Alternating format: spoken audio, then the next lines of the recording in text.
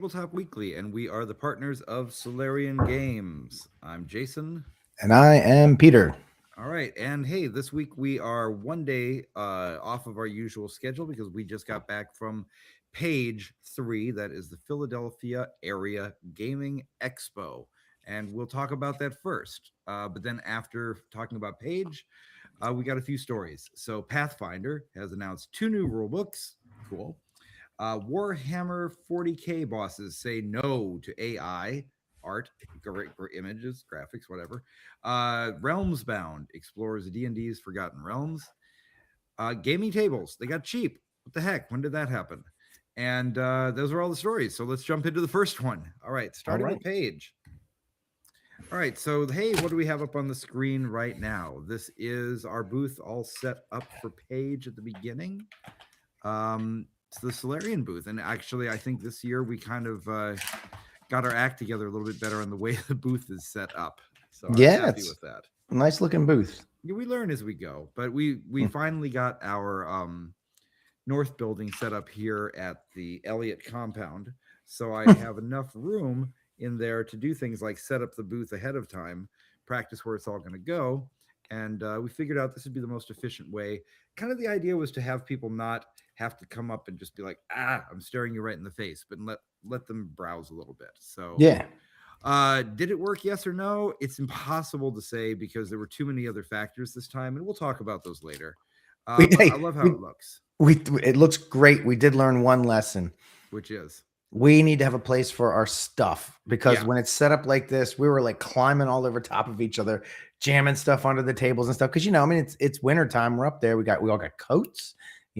We like to shop our local friendly vendors as well, and so it got a little tricky sometimes, but it was fine. That was fine. That wasn't a big deal. Yeah, and the thing that's worth noting here is that oh yeah, hey, thanks, Brian. Hi, hello. Sorry we're late, but thanks for saying it's a nice booth. I appreciate it. But yeah, you can see there's no really anywhere to stand behind things. So we were looking at some lockers to put in there next time. So we'll see. But let's go through some of the pictures. And oh yeah, there's the setup. And what do you know? That's tabletop. How surreal. Weekly. Yeah. Inception. Yeah. We had that playing all weekend so that people come in, they could see what the show was. And we invited a few people. We got a few guests coming from the con that are going to come. So that's going to be cool. We have some cool new people coming. I know we have oh my gosh, is it Jay? Who's the blind bard? Jen, yes. There's a blind bard coming, and I forget who else, but I know Kevin Symbiota said that he would like to come on from Palladium Games. That would be awesome. Yeah, he's a legend. All kinds of great friends stop by the booth. This is the last day. Merle usually shows up in his Merle Rasmussen, creator of Top Secret since 1980, usually shows up in his tuxedo T-shirt. But for the last day of the convention, he actually showed up in a full tuxedo, which was great. And I was really happy to see that the hat that I gave him a few years ago is still part of his ensemble. So that's great. Cool. And next to him, you can see Alan Hammock's back. Yep. The original editor of Top Secret, creator of the Ghost Tower of Inverness, and just way too many things to count. But nice to have them there. And you can see you and me in the background even. What do you know? Well, to me, what's really important about this picture, because you wouldn't know it unless you were standing right there. That guy was looking to meet Merle. He was really excited. He was trying to find him throughout the con. So fortunately, he was right there as Merle was coming by. So I snagged Merle and I said, "Hey, you got a fan?" And the guy was talking to him. And then Alan came over and he's like, "Oh my God!" So it really made his day. And his wife just kept saying, she's just like, "Oh my God, he's so excited." So that was really cool. That was a good moment for me. I liked being able to, I don't know, somehow be a part of that. It's something that happens a lot at cons when somebody comes up who's a fan of anybody, and it's so rewarding. Rewarding. Hey, Mark, thank you very much for stopping by the booth, and it's nice of you to say. So thank you. Let's see what else we got here. Oh boy, a couple of pictures here. So on the left, we have the creator of Bunnies and Burrows. So it was funny because Merle just kind of brought him by the booth. And I guess they had never met before, which is surprising to me. I don't know if you had a chance to talk to them or not. I did not. But so Bunnies and Burrows, that's Scott Robinson that you see here in the picture. But Scott Robinson and Dennis Astari created this in 1976. Right. So 50 years ago, Bunnies and Burrows, this is their 50th anniversary. One of the first role-playing games ever. I think only predated by Dungeons and Dragons and one or two others. So I think it's amazing that one of the first role-playing games ever created was not a fantasy barbarian game. It was not a sci-fi game. It was about playing bunny rabbits. It was inspired, of course, by, well, not of course, but it was inspired by Watership Down, which was at the time was a pretty new book. So it was just surreal to have one of the creators of Bunnies and Burrows just stop by the booth. And so he was doing his Vanna White impression. We loaded him up with everything. We're like, please take one of all of these. Okay. And he was so gracious. Oh yeah, sorry, you can check those off the inventory. Right. All right, no problem. He was so gracious. He was so nice. He's one of the people we'll be having on the show soon, so I can't wait to talk with him about Bunnies and Burrows. And I don't know if this is the only picture we have of the owl bear. I think it was at least one more, but this is Hanai, who's running the booth, who gives us my wife, but who's been such great help in teaching me how to run a booth because she does this professionally. Meeting the owl bear, the 10-foot tall owl bear that was running around the convention. Yeah, it was cool. Everybody seemed to like that guy, girl. Yeah, I don't know who the owl bear was. I don't know who brought the owl bear. I don't know how he ended up there or she ended up there, but boy, was it cool. Yeah, everybody loved it. It had a handler too. Somebody had to walk it around the convention. Right, because if you're walking around, you can't see. No, right. I mean, you can sort of see where the person would look out, but I don't know how useful that is. No, it's barely useful. You don't trip over your own feet most of the time. Sorry. Most of the time, yeah. Right. It was just surreal. Hey, it's Scott and Petra, the the creators of the Rising Phoenix Game Con, which will be going to, I guess, in like a month or so. Something like no, it's like it's a couple months. I know it seems so soon. TotalCon's next month, and then it's like a good solid month and maybe a week or two after that. Yep, nice cameo from my fat gut there. Right. Oh, God. But no, Scott and Petra's good friends of ours. We love them. It's good to see them. It's always good to see them. Yeah. This is our demo. Yeah, this is our demo. Describe what we're seeing for the audio folks. Yes, this is our new game that we're going to be launching as soon as we ship out all of the Tradecraft manuals. This is More Blood, our skirmish game, and I set up just a little demo display, and people came over and they got to play a couple rounds of attacking each other in the arena. So they just get a feel for what the system was like. And then, as you can see, the 3D printed dice that I did, and we talked to a guy about maybe doing these dice for us on like a mass scale. Yeah, I'm going to say the guy because I'm so appreciative to him for everything. So this is Craig from Black Oak Workshop, was our booth neighbor. We were real specific about where we wanted our booth this year. We were surrounded by all our friends, and Craig is a friend for a few years now, and he runs Black Oak Workshop. So if all things work out, if our backer kit goes well, we could actually have those dice cast and molded. Yeah, that could be a legitimate stretch goal.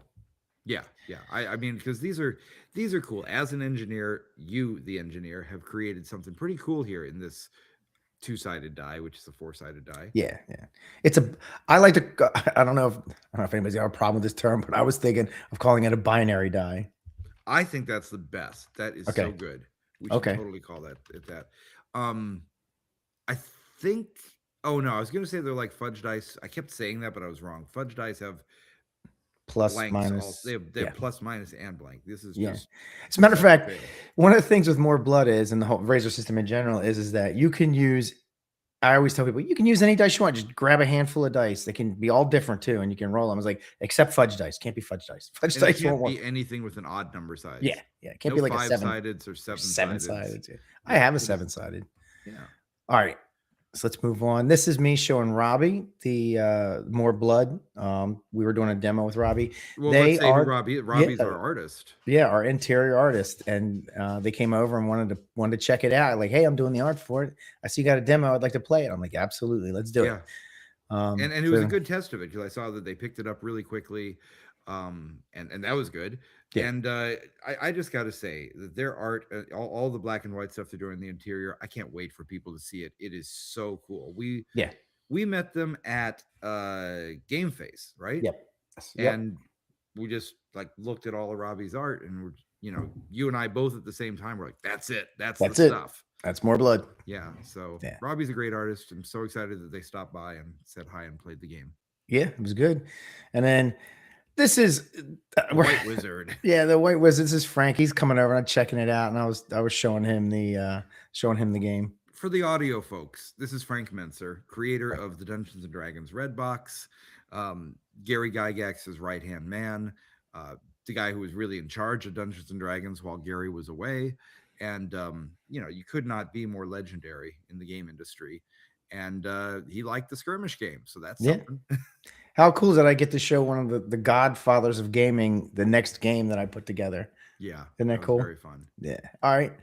Uh, Hey, it's Corey. This is Right. Corey Shonuff Gelnet, and he has been an artist on Gygax magazine and Top Secret. So here he is posing with some images from the White Queen.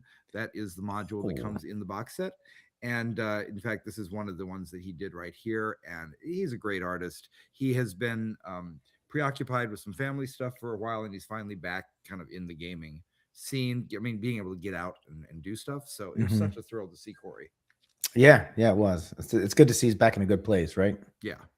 It's good. All right. What's next? Hey, there's Wally. There was, I don't know. There were Star Wars folks taking stuff around, big creature creators, and some, I guess, droid creators. Yeah. Because there was a life-size, absolutely real Wally going around. Mm-hmm. I mean, Very So cool. here's Hanai, my wife, posing with Wally, and she was just like, I feel like I just met the real Wally. Yeah. It was Yeah. so perfect. Yeah, it's good. That person's a great modeler. Wow. All right. Sorry, this is another one of the. That's okay. That's our Somehow I cool got this booth. mixed up. It should have been up higher. But anyway, Look at all these stuffs people should buy. All right. yeah, all, look at it. all the things we sell. Okay, let's keep going. All right. So this was just a fun night. I wanted to call this out. So the Sewer Rats are a bunch of friends of ours that create. They have a little bit of a collective, similar to but different from our Analog Union. One of the things they do is sometimes they put out these collective zines, like the one we see being held up here. So we've got John Hambone McGuire, and we have Tiger Wizard. That's actually Andrew. Tiger Wizard taking a look at this, and we were playing a game that Tiger Wizard explained was born out of the, not traumatic, but the pretty bad first D&D game he ever played. So I think he was a kid, and his character died, and the DM reached over, snatched the character sheet out of his hand, and ripped it in half. The one that he'd spent all his time making as a kid. Oh, And so to kind of, I don't know, maybe get over that as an adult, he created a game where you draw your character on a sheet of paper, and then if something bad happens to your character, if you lose a fight, you hand it to the player to your left, who closes their eyes and rips a corner off of it, and whatever gets ripped off, your character loses. So it was super fun, and I think we have one more picture from the game as well. maybe. Yeah, Oh, there yeah. we go. There you go. So this is Jay, Stefan, and Levi all watching somebody's character get ripped to shreds. You can see on the table some of the ripped up characters. And that's Stefan Picorni, the owner and creator and founder of Dwarven Forge, good friend of ours as well. It was just a great time, and you can see everybody wearing their little sickest witch paper crowns Mhm. that kind of look like Burger King crowns, but they're limbs and wood and all kinds of it's just beautiful stuff. Beautiful awesome. stuff. Oh, Right. shit. Oops, Oh, we what went happened? right past one. I don't Yeah, know. sorry. And okay, well, you know what? This is just that's Sally also, and Tiger Wizard again. So just good times in the hotel bar. Good times in the hotel bar. What is this? I see a Oh, this is minivan. Oh, by the way, I've got this is so here's a game of Top Secret, and hey, cool message here from somebody from Mark. Taking the shrink wrap off my newly purchased Top Secret right now. So awesome. Yeah, up on the screen right now, just a screenshot from one of my Top Secret games. This is called I forgot. This is called Damn Good Minivan, and you can see the minivan right there. So there's the Dodge Chrysler, I don't know, whatever, Dodge Caravan. And in the middle of this particular scene, there had been a car chase with a garbage truck chasing the minivan. And as the minivan managed to get around the corner quickly, they had a spin out, which is why they're facing back the other way. But they had dropped some spike strips and they had caused the garbage truck to also crash and do a roll. The dice decided it would not only roll, but land on its roof. So Hmm. that's what happened right there. Really fun Nice. game. Nice. Aw. Oh yeah. Oh my gosh, we had the best night. Friday night, I think it was. So just a whole bunch of us, Analog Union and Sewer Rats and everybody else going out and had a great dinner. And Yep. but before that, we hit the arcade.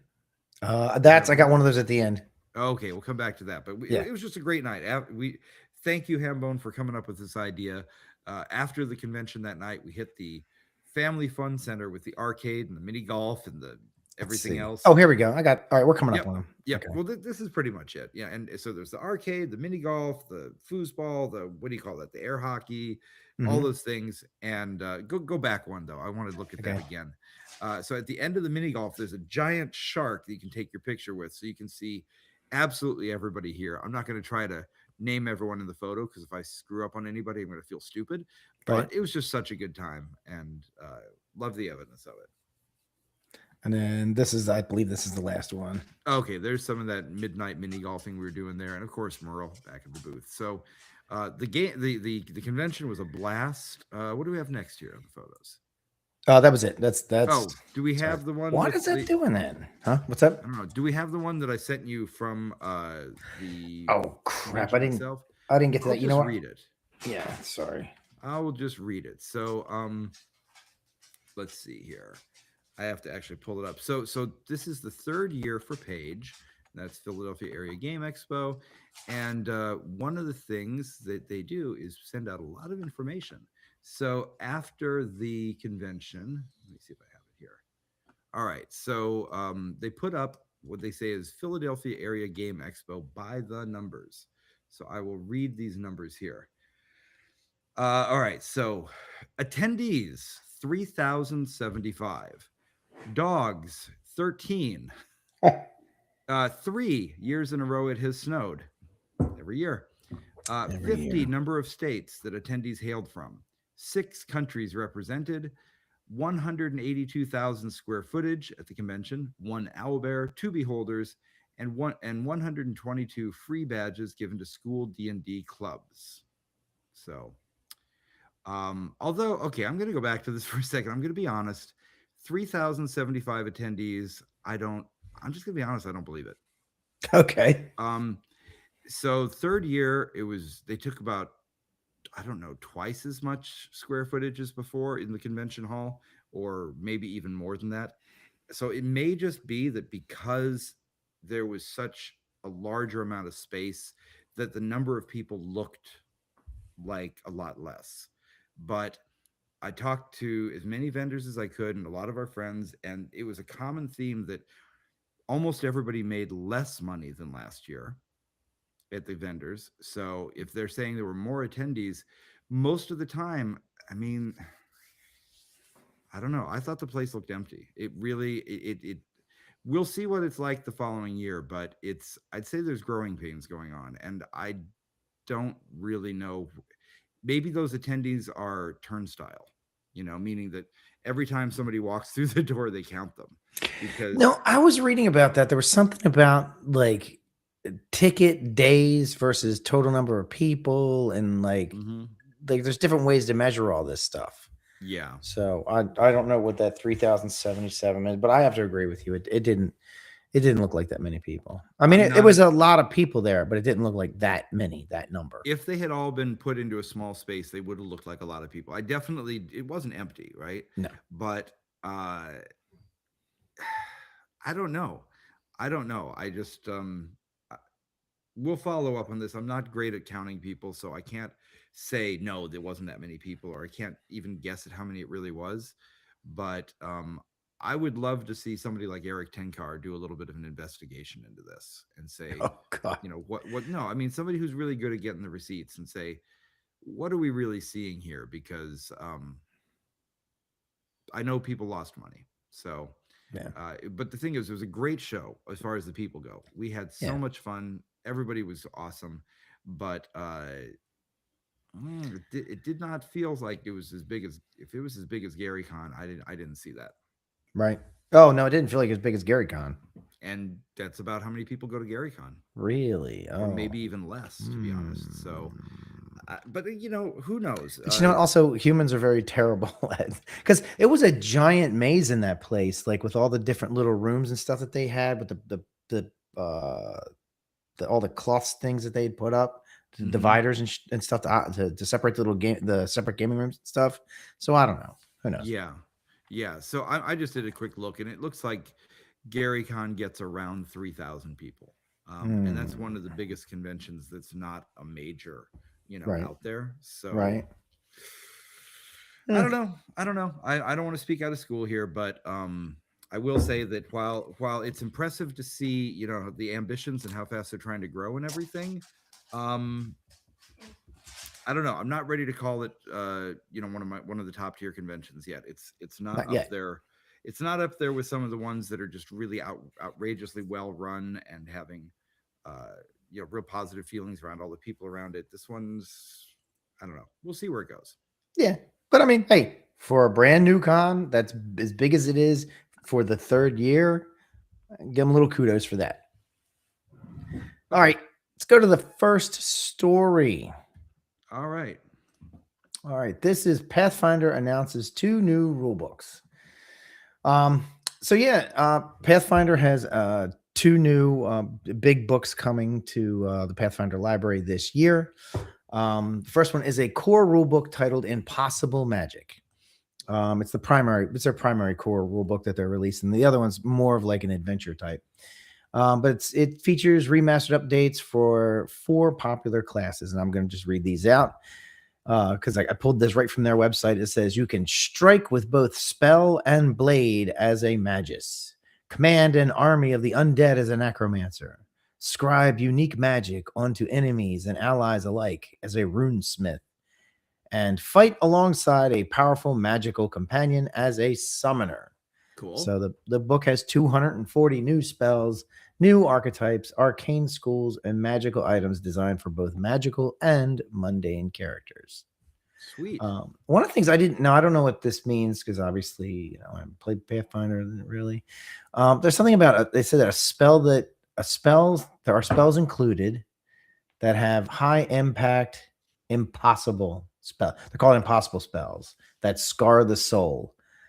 What does I have a that guess. mean? Okay. I'm completely gonna be speculating here, but I think what I would assume is these are impossible spells because you shouldn't be able to cast them, and if you do cast them, they scar your soul.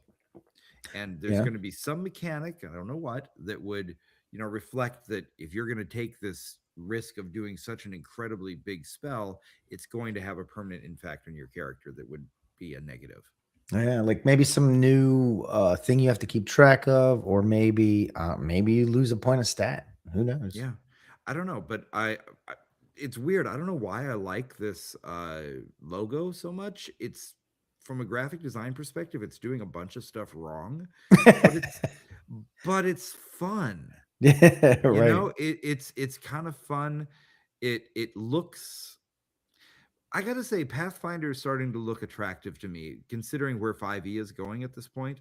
Hmm. And how it's somebody, I think it was Chandra. So Chandra Ryer showed up, and she's someone that's been with us since very far back when we used to be TSR.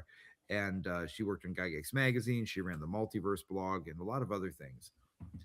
And she had a good point. She said that the art in 5e reminds her of the stock art meme about women laughing at salads. Oh God. Okay. Because this whole thing is like there's all these pictures in stock art of like women laughing at their food in corporate, like ha ha ha, Hmm. and she's right. All of the art in the 5e books, what it's looking like, I mean, it's paintings, but the way they're posed and their facial expressions looks like it's straight out of stock art from a corporate uh, training guide. Right. Like And 99% of pictures on like the there's a Getty or shareware site. whatever. Yeah, right, right. Yeah. And I guess that kind of speaks to the feeling that 5e has right now. It's very committee driven and corporate approved. And Mhm. I mean, Pathfinder probably is to some extent too, but I don't know. I want to go back and see, is it keeping some of the fun? Is it keeping some of the danger and maybe not being quite so, like it's gone through HR 5 times before they put it out? Right, right. We'll see. So, But this and this looks cool. interesting though, they have 3 editions of this book. So this book's going to have 3 different versions. One is a smaller 6.7 by 8.4 soft cover. So that's going to be at a lower price and better portability. There's a sketch edition. This is a limited edition hardcover. It features a beautiful image of the original pencil sketch of the cover illustration. See, that might be cool. That might be really cool. Sketch editions are exclusive to hobby retailers and on Paizo.com. And then the last one is a limited edition deluxe hardcover and is bound in a faux or fox leather with metallic Oh, thank you. deboss cover elements and a bound in ribbon bookmark as you do. Sweet. Yeah. So that's Sweet. nice. I think that's really fun. That's really fun. And then the second book is a lore focused source book for Lost Omens called High Seas. It expands the setting's maritime lore, providing a deep dive into I get it, pun intended. Deep dive I see the word into you're gonna have to pronounce in a moment. into the waters of the inner sea. There's a detailed gazetteer for iconic locations like pirate infested shackles. What? It's a place called the Shackles. There's Oh, got pirates. Okay, all right. The mysterious Mordant Spire and the assassin-led Mediogalti. They're just trying to hurt me. Island. Each entry I'm includes dying over here. history, culture, and a major city for adventuring. Blah blah blah blah blah. Both books are Okay. slated for July 2026 release, with Impossible Magic expected to debut at Gen Con. Okay. We're hearing in the stream right now that I sound really quiet. I just turned you up. All right. Thank you, Brian. Sorry about Yeah. that, everybody. Yeah. We'll give you all your money back for the first half of the show. Yeah, right. All right. Hopefully I'm louder now and we can go to the next story. Yeah, let's do that. Oh my gosh, I've already lost the stories. Where did they go? What are we doing next? Oh, Warhammer. Warhammer. Okay. Yeah. Brian, how am I sounding right now? Tell us in the chat. All right. So Warhammer 40K bosses say no to AI. All right. So Games Workshop, incredibly old Games Workshop, who is probably the biggest seller of, once metal and now plastic Right. out there, has implemented a firm no AI policy. The company prioritizes human artists, writers, and sculptors, hiring more creative talent instead of replacing them with AI. AI generated images, I'm not going to say art because it's not art, is also disallowed in Games Workshop competitions such as the Golden Demon painting events. And, fair enough, this echoes the Warhammer 40K settings, deep-seated fear and prohibition of abominable intelligence, which caused humanity's downfall. Isn't that awesome? It fits into their world. Like their policy actually fits into the world that they created. Yeah, they were thinking ahead. Yeah. Okay, so what it means, while general staff cannot use AI for production, a few senior managers are allowed to explore the technology for research purposes, though none are currently excited about it for core work. That one bothers me a little bit because not the first half. I don't think there's anything wrong with letting the senior managers or whoever explore and see what's out there. Fine. You should definitely try everything out, play with it, see what it is. You should never just say, we're not doing something because we've never looked at it. So Right. yeah, go ahead, whatever. But it's the sentence that says, none are currently excited about it for core work. And what does that mean, right? What Right. could that mean? Right. I can tell you one of the things I do know is that you can take an image and there's a program called Meshi and you can make 3D models out of it, right? And people are doing that. They're even putting them into video games now because then they do what they do, put in the bone structure on it so the thing can be animated and stuff. So I'm thinking that they're referring to that as well, because That's that possible. that would be a Yeah. big cheat right there. Well, I think the fundamental thing about this is there's a problem whenever anybody has discussions about quote unquote AI, is that not all AI is even close to being the same thing. It's kind of like saying, we're going to talk about transportation. And then you're Mhm. talking about horses and boats and helicopters and Right, cars and right, airplanes. right, They're right, right. vastly different things. Spaceships. Yeah, the term AI has been around since, I don't know, the 30s or the 50s, as a speculative, like someday there will be artificial intelligence, and the actual what's the word I'm looking for? Discipline of AI has been around Mhm. for decades as well. Mhm. And what is happening right now? People have put the label. I saw somebody say a good thing the other day. They said AI is just whatever we call the latest, level of computing that's available to the public. Okay. Maybe so, because it's not really accurate. So I'm going to say real AI. I'm not an expert. I'm going to say some things wrong, but basically, what I'm going to call real AI is stuff like machine learning, neural networks, the kind of stuff that's out there actually trying to figure out how to think like a biological creature. Right. And that's the kind of AI that's being used for things like medical advancements Mhm. and exploring space and Right. real things that can possibly benefit humanity. And then you have these other two types of generative AI that are completely different things. One creates words and one creates images. The one that creates images is your diffusion models. So that is essentially, it's sort of taking the old Google CAPTCHAs and reversing it. So Mhm. for a long time, Google was trying to figure out how to recognize what something was. Is this a horse or is this a basketball? And then after they'd trained enough of their models on understanding how to tell the difference between a horse and a basketball, they just sort of flipped it around and said, well, now let's say I want to see a basketball or a horse, and how do I create one based on all Yeah. the pictures I've seen so far? Like So that's, you're telling me what you think is a horse. Hey, how about I tell you to give me what you think is a horse? yeah, That's pretty yeah, much it. that's the simplification of it. And it's Yep. a very complex version, but that's image generation. And then you have LLMs, large language models, which is essentially an incredibly supercharged autocomplete. Yep. It says, what is the most likely next word to say? And neither one of those are really AI. There's no intelligence at all there. They're never going to achieve consciousness, no matter what some newly minted stock market billionaire who's 21 years old, straight out of Stanford, is going to tell you. Right. I mean, It's not. It's they just not there. honestly, they don't even know what all these new hairs are in their body. How can they possibly know what that is, right?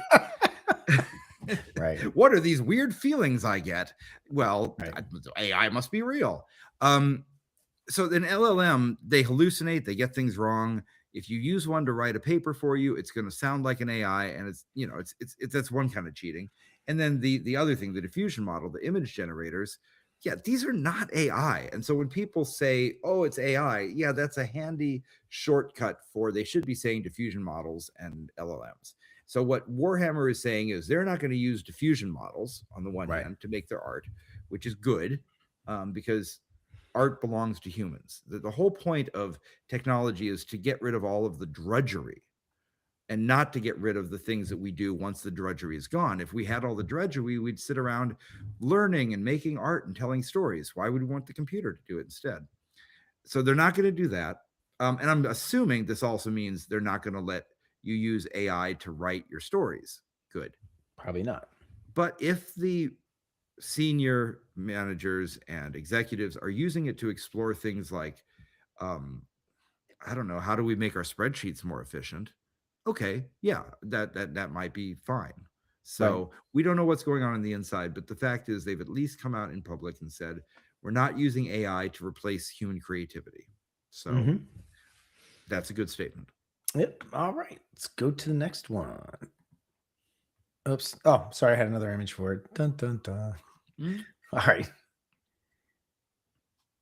Are we going straight to this, or are we going to go to the Realms Bound first?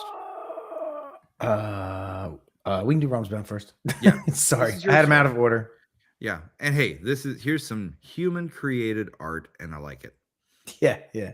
All right, so Realms Bound as a new Dungeons and Dragons project by somebody you might have heard of, Ed Greenwood, and is Hmm. launching in 2026.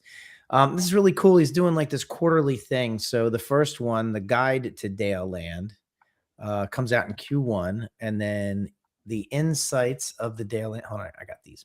Pink. Look at that. Insights of the Dale Lands. Sorry, Q2 delves of the Day. Why can't I say this? Dale You're Lands. on your own, buddy. Yeah, Dale Lands. It's so hard to say. Okay, Q3, and then Adventures in Dale Lands Q4. And these are basically deep dives into very specific regions in the Dale Lands with new lore, stories, and adventures in a detailed regional focus. Also provides a focused exploration of beloved areas, starting with the Dales, with plans to cover new regions annually for DMs and players seeking rich, immersive content.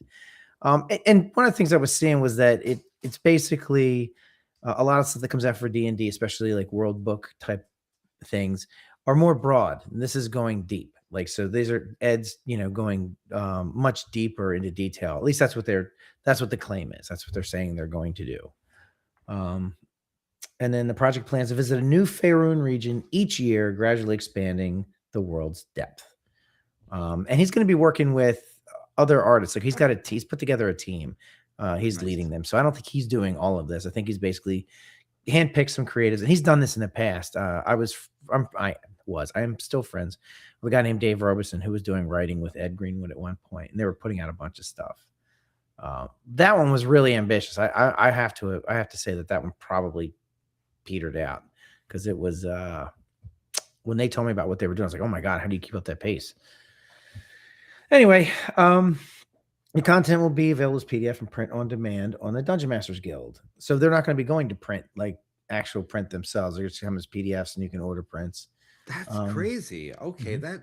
that threw me for a loop because Ed Greenwood obviously doesn't have to, go to the DM's guild. He's wouldn't Wizards would just print his stuff, I would assume. So that's an Hell, come on, man. hey, we lost you for a second Yeah, I don't know. there. All right. Don't worry about Yeah. it. I agree with you. Anyways, I don't know if anybody heard me. I was just saying it's an interesting twist that they're doing this in the DM's guild and it's not a straight up Wizards of the Coast product. So I don't know what the story is behind that. Yeah, I don't know. That's I crazy. don't know. Okay, and I guess we'll go to the table now. Oh, do I Yeah. have to All right. reload this? Hey, this is just a thing we noticed that gosh, gaming tables. All right. No, I don't I know had to what's do this happening. because we had to reset the screen. I had to freaking kick this thing in the butt. All right, there we go. All right, all right. So, gaming tables. Gee, this has been the first gaming table came out. I didn't do any research here, so I'm making all this stuff up off my head, what I can remember. But I think the first real gaming table was about 10 years ago. Mm-hmm. And by gaming table, I mean something aimed at role players and war gamers and board gamers, people who want to be able to have an area that's specifically dedicated for the play area, while another part of it is dedicated to keep your drinks and your books and everything else separate from it. And it's usually a sunken area because then you can leave your game exactly in the state that it was and put the lid on it, so to speak. Right.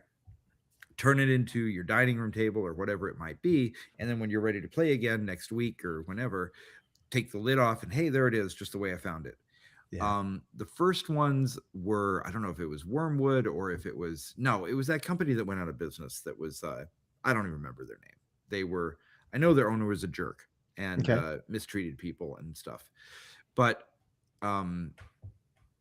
yep, can't remember who it was. But anyway, the first ones were insanely expensive. They were total unobtainium. We're talking like thousands of dollars, like Oh yeah. $5,000 tables. Right. And a few years, Geek Chic. Thank you, Brian. It was the first one was Geek Chic, and maybe they were not the ones that had the bad owner. Maybe they just were somebody who went out of business. But yeah, Geek Chic was first, thousands and thousands of dollars, and then I was excited about 5 years ago or so when a company kickstarted the first gaming table you could actually afford if you weren't, Right. you know, big time. And the thing about it, it was flat packed. It was put together well. I think I paid $800 or $900 for mine, and I thought I got the greatest bargain of the century because I was a discount of the Kickstarter. They ended up going for like 1,000 or 1,100 later. And now I've just noticed as I'm looking around, as the Facebook ads start coming up, as my algorithm decides what to show me, $435 will get you one of these things that was 10 times as much a decade ago. So it's gone mainstream. And it's cool. It's got these little removable drawers, removable cup holders, so you can have the stuff in there or not. Yeah, it's got all the things that I don't have my game table anymore. We didn't bring it when we moved cross country. We sold it instead. But I mean, if I wanted another one, this would be it's about the cost of an Xbox. You know? And they even have an octagonal one, as you're showing here. Cool. I don't know why it's more expensive, but it is $600, but still cheap. So I mean, the truth is, what I've kind of figured out is you don't need one. You just don't. No, nobody needs one of these things. Yeah, maybe a little bit if you're playing every single week and you've got whatever. But it's cool to have one. It's neat. It's a great way to show some intent in your game room. But what it really says is something about the hobby. It says that the hobby is so mainstream and so big that it has attracted mainstream. Pay by the leg. Says you pay by the leg. All right, that's a good one, Brian. It has gone so mainstream and so big that now just regular manufacturers have been drawn into it. The guys who know how to make furniture cheap, and this thing probably costs some, I don't know, $150 to get out the door with labor and everything else. So probably there's no story here. There's no articles about it or anything else. I just noticed, wow, gaming tables have gotten so cheap. If you ever wanted one, you could probably save up for one in a very reasonably short period of time. And so we don't have links here, but go to Amazon, just search for them. And that's where I found it. They're all over the place. Hey, just real quick, I want to talking about games. Jason turned me onto this. One of the vendors had this. Oh yeah. Looks like a gaming cassette, right? Well, it's not. It's actually a gaming system. So you plug your HDMI here. And you got USB, I guess this is for controllers and stuff. Yep. And I believe this is for power. Yep. And it's got a zillion games on it. I mean, like I sat down because look, I wasn't mine too. Oh, there's yours. Both of ours up. Yeah. Oh, wait a minute. Hold on. Yeah, we've each got one. So this was cool. This was a vendor at Page. I was actually really impressed that somebody doing retro video games showed up for a tabletop convention. Right. It looked like Nintendo NES cartridges, but like Peter said, they've got all the ports to. It's a console. It's a console. Yeah. Here's Pi. Got my controller. You've got your Nintendo controller. Yeah. And pretty much every retro game that you could ever think of, and you can add your own ROMs, add more of them.